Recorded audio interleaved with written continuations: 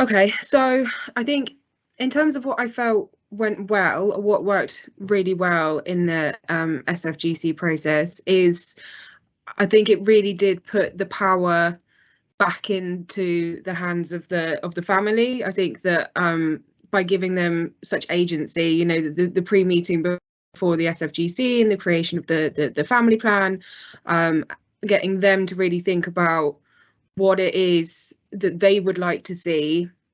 You know, with ICPC, a lot of the time it can be quite led or driven by what the professionals think should be different, what should change in the family.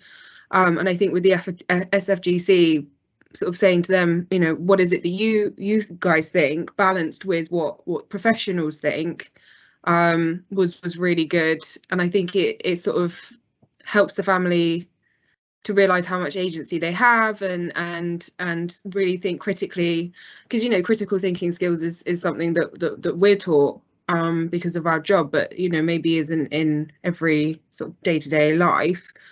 So giving them the tools to think of critically about their family, about what they think is really good and what are the strengths, and thinking about their relationships in that aspect. I think that works really well. I mean, definitely a challenge with the family that I was working with was, you know, and it's different from family to family. The family I was working with have had sort of long-standing, repeated contexts within the family, and a lack of engagement being one of them.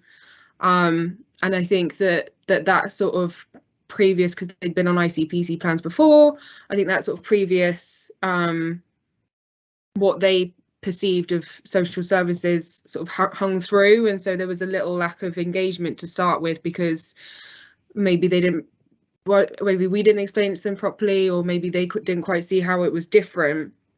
And so that was sort of challenging. But actually, once we managed to get them in the room to do the plan, you know, they were having all these wonderful ideas, and really seemed quite engaged in how we were there again. You know, we're back in their lives, but this time it's different, and this time it's more, you know, driven from them.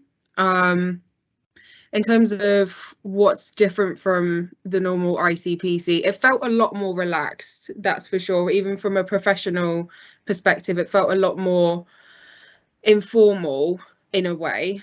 Obviously, there's still, you know, certain timescales and certain evidence and documentation that's required for it, but it definitely felt a lot more informal. And I think that lent an overall sense of, okay, everyone can sort of take a breath, and we don't need to be so, obviously we're here because we have concerns, but we can view those concerns in a I guess a more relaxed way. And so overall it felt like a nicer experience. I think sometimes with the ICPC process it can feel a bit draconian in a way. And so yeah, that's definitely what felt different to the ICPC. With regards to how the family felt about it, I mean, primarily the three people involved in the plan. Unfortunately, there were two fathers, and they chose not to be engaged in making the plan. So we had her mum, maternal grandmother, and then a family friend. And I know that, you know, mum, having experienced a lot of difficulties, is quite despondent and quite sort of she feels very disempowered, and so part of her, you know, part of the lack of engagement did come from her, because I think she just feels like I have no agency anywhere, even when in terms of raising my own children. And some of that comes from her relationship with her mother, with grandmother. So I know that I think mum felt perhaps throughout the process that it was a bit, I think she struggled to put her views forward because she's so disempowered.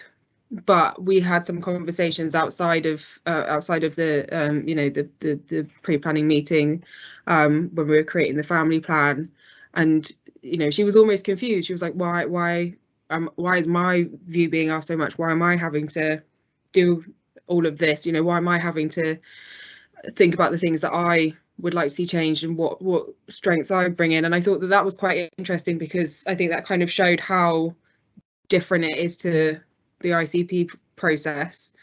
That she felt so like, oh, okay, this is on me, okay.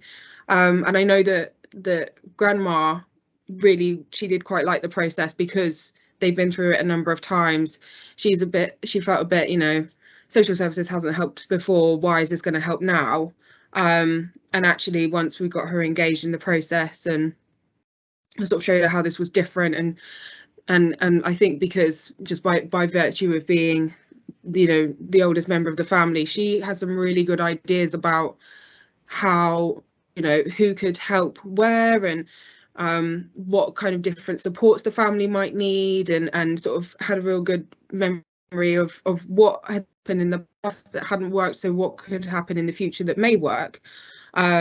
So like I say, a bit of worry, I suppose, in the start, a bit of, what is this? This is new. And then probably part of that came from my own sort of explanation of the process, because I was also new, so it was a little bit like we were learning together about what this would look like and what it could mean for the family, and how it, you know, how it could impact on the family. But sort of, I think once we, to be honest, I think once we all got through that sort of initial muddling phase of, okay, how does this work, it was like, hey, this is actually, this is really cool, this is a really different way of doing things.